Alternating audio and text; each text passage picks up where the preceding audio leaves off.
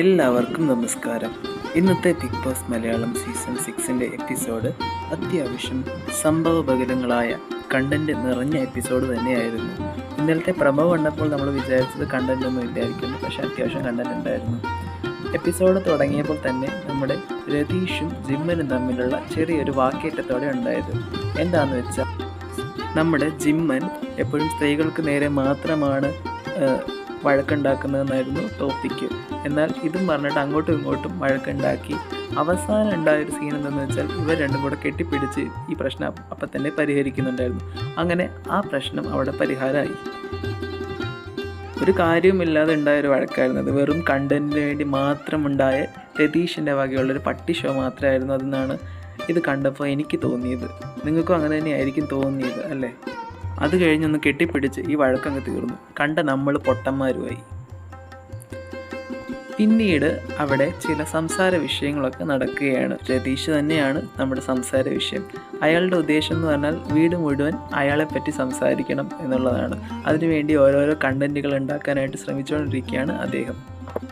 അയാൾ പറയുന്നത് നോറ താൻ്റെ പ്രവർത്തികൾ കൊണ്ടാണ് ആക്റ്റീവായത്, താൻ മൂലമാണ് നോറ ആക്റ്റീവായതെന്നും പറഞ്ഞ് എല്ലാത്തിൻ്റെയും ക്രെഡിറ്റിങ് എടുക്കാനായിട്ട് ശ്രമിക്കുകയാണ്.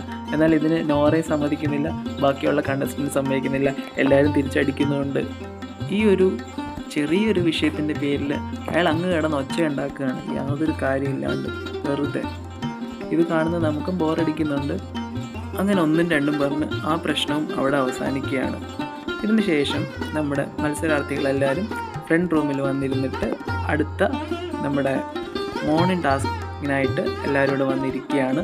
മോർണിംഗ് ടാസ്ക് എന്താണെന്ന് വെച്ചാൽ, നമ്മുടെ സുരേഷ് ഏട്ടൻ ഒരു കൈനോട്ടക്കാരനായിട്ട് വന്നിട്ട് എല്ലാവരെയും പറ്റി ഭാവിയും ഭൂതവും ഒക്കെ പറയുക എന്നുള്ളതാണ് ടാസ്ക്. സുരേഷ് അത്യാവശ്യം നല്ല രീതിക്ക് തന്നെ ഈ പരിപാടി ചെയ്തു. വളരെ ഗംഭീരമായിട്ട് തന്നെ ചെയ്തു. എല്ലാവരെയും പറ്റി നല്ല അഭിപ്രായങ്ങളൊക്കെ പറഞ്ഞു. ആരെയും തന്നെ വെറുപ്പിച്ചില്ല. നല്ല ഭംഗിയായിട്ട് തന്നെ ചെയ്തു. സത്യത്തിൽ ഇത്രയും പ്രതീക്ഷിക്കാത്തതുകൊണ്ടായിരിക്കും നന്നായിട്ട് ചെയ്തു. ചെറിയൊരു കിളിക്കോടൊക്കെ കയ്യിലുണ്ടായിരുന്നു. വിഗൊക്കെ വെച്ചിട്ടായിരുന്നു പരിപാടി പറഞ്ഞത്. എല്ലാവരുടെയും ഫോട്ടോ നോക്കി ഓരോരുത്തരെ വിളിക്കും, എന്നിട്ട് അവരുടെ 1-2 പോയിൻറ്റ്സ് പറഞ്ഞ് വിടുകയാണ് ചെയ്യുന്നത്. ആദ്യം വിളിച്ചത് നമ്മുടെ ജിമ്മനെയാണ്. ജിമ്മനെ പറ്റി പറഞ്ഞു, ജിമ്മുണ്ട് പക്ഷെ ബുദ്ധിയില്ല, തലയ്ക്കകത്തൊന്നും ഇല്ല എന്നുള്ളതാണ് പറഞ്ഞതിൻ്റെ ഒരു ചെറിയ സാര ഉപദേശം. അടുത്തത് വിളിച്ചത് നമ്മുടെ ജാൻമണിനെയാണ്. ജാൻമണിയെ വിളിച്ചിട്ട് പറഞ്ഞു, വേറെ എന്തോ ഒരു ആലോചനയിലാണ് താൻ, ഇവിടെ എങ്ങും അല്ല, ബിഗ് ബോസിനുള്ളിലല്ല, വേറെ എന്തൊക്കെയോ ആലോചിച്ചിങ്ങനെ കിളി പോയൊരവസ്ഥയിൽ നടക്കുകയാണെന്നാണ് ജാൻമണിയെ പറ്റി നമ്മുടെ സുരേഷ് മോർണിംഗ് ടാസ്കിൽ കൈ നോക്കി പറഞ്ഞത്. അടുത്തത് വന്നത് നമ്മുടെ യമുന റാണിയാണ്.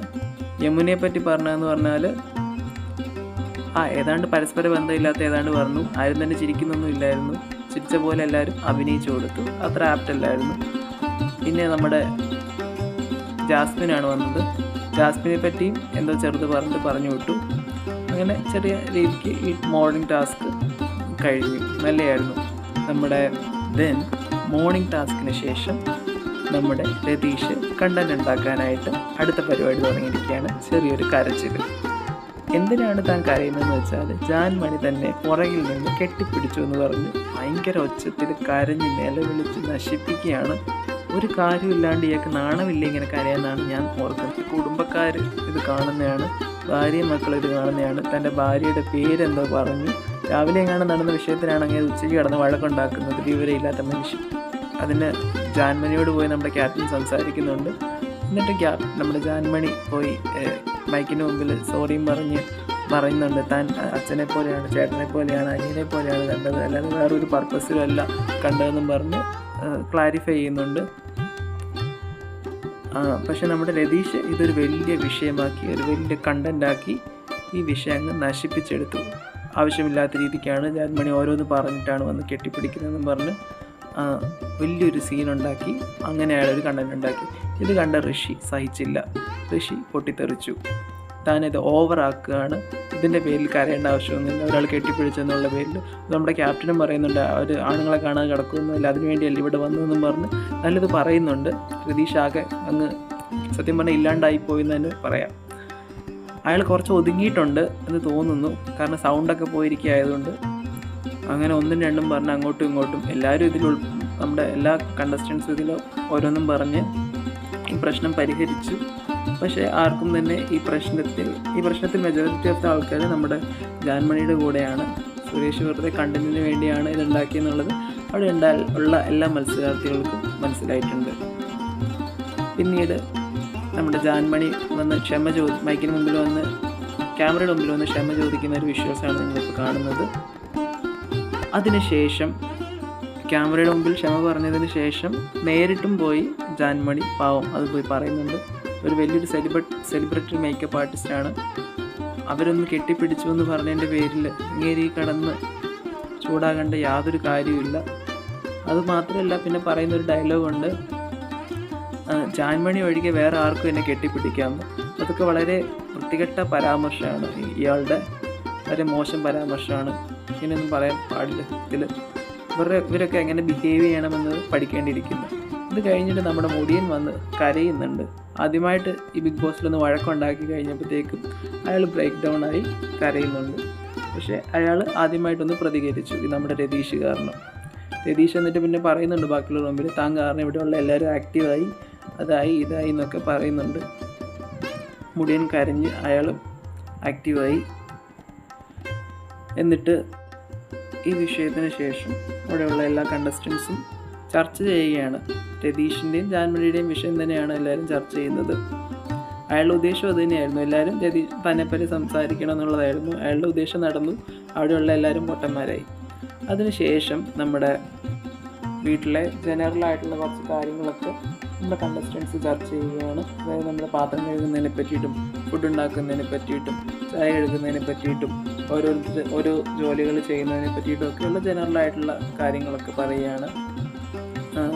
അപ്പോഴത്തേക്ക് അതിൻ്റെ ഇടയ്ക്കും ചെറിയൊരു പ്രശ്നം ഉണ്ടായി. നമ്മുടെ ജാസ്മിൻ ഇടയ്ക്ക് കയറി സംസാരിച്ചു, നമ്മുടെ ശ്രീരേഖയ്ക്ക് സ്പേസ് കൊടുത്തില്ല എന്ന് പറഞ്ഞൊരു പ്രശ്നമുണ്ടായി. അങ്ങനെ ശ്രീരേഖ നമ്മുടെ ലിവിങ് റൂമിൽ നിന്ന് വിട്ട് ബാത്റൂമിൽ പോയിരുന്നു, മെൻ്റലി ഡൗൺ ആയി എന്നൊക്കെ പറയുന്നുണ്ട്.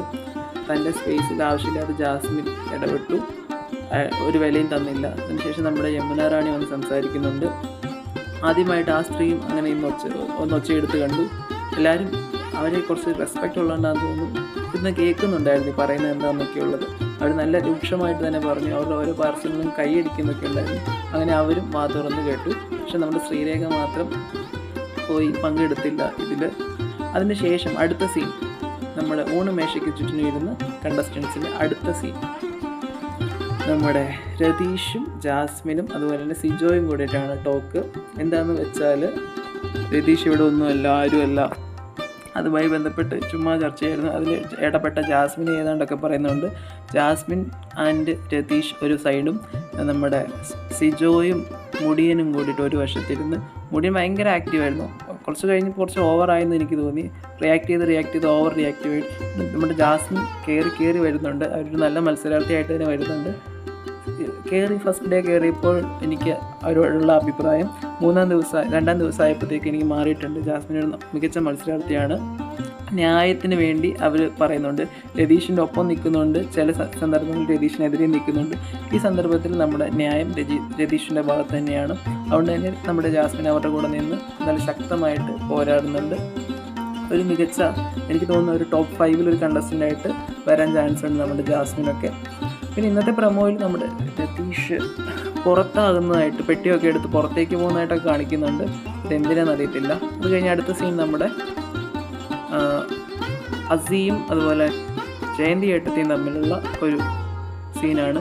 അതിൻ്റെ ഇടയ്ക്ക് യാതൊരു ആവശ്യമില്ലാതെ നമ്മുടെ മുടിയൻ വന്നിട്ട് ഇടപെട്ട് പ്രശ്നം ഉണ്ടാക്കുന്നുണ്ട്. നല്ലത് നമ്മുടെ സീരിയൽ ആക്ടറിൻ്റെ കയ്യിൽ നിന്ന് വാങ്ങിച്ചു കൂട്ടുന്നുണ്ട്. ഒരു കാര്യമില്ലാതെ അങ്ങോട്ടും ഇങ്ങോട്ടും പറഞ്ഞ്. സത്യത്തിൽ മുടിയൻ്റെ ഈ ഒരു സീനിൽ കണ്ടപ്പോൾ മനസ്സിലായത് അയാൾക്ക് ബിഹേവ് ചെയ്യാൻ അറിയത്തില്ല, പെരുമാറാൻ അറിയത്തില്ല, ഒരു റെസ്പെക്റ്റും ഇല്ലാണ്ടാണ് അയാൾ നിന്ന് സംസാരിച്ചത്. ഈ സീനിൽ സംസാരിച്ചത് അതൊട്ടും നമുക്ക് അംഗീകരിക്കാൻ പറ്റില്ല. വെറുതെ എടി പോടി പാടി എന്നൊക്കെ പറഞ്ഞ് യാതൊരു റെസ്പെക്റ്റും സ്ത്രീകൾക്ക് കൊടുക്കാത്ത രീതിക്കാണ് ഇന്നത്തെ ആ ഒരു സീനിൽ നമ്മുടെ മുടിയൻ സംസാരിച്ചത്. അതൊട്ടും അംഗീകരിക്കാൻ പറ്റില്ല. നല്ലത് കൊടുത്തിട്ടുണ്ട് നമ്മുടെ സീരിയൽ ആക്ടർ, വയറ് നിറച്ച് കൊടുത്തിട്ടുണ്ട്. ചെന്നു കയറി കൊടുത്ത് വാങ്ങിച്ചു എന്ന് തന്നെ പറയാം. അത് കഴിഞ്ഞിട്ട് നമ്മുടെ അൻസിബ വന്നിട്ട് ലിവിങ് റൂമിൽ ഇരുന്നിട്ട് നമ്മുടെ റൂൾ ബുക്ക് വായിക്കുന്നുണ്ട്. നമ്മുടെ പവർ റൂമിനെ പറ്റിയുള്ള ചെറിയ റൂളുകളൊക്കെയാണ് വായിച്ചുകൊണ്ടിരുന്നത്. അങ്ങനെ എല്ലാം കൊണ്ടും വളരെ നല്ല ഒരു എപ്പിസോഡായിരുന്നു. നാളത്തെ റിവ്യൂ ആയിട്ട് നാളെ വരാം. Thank you.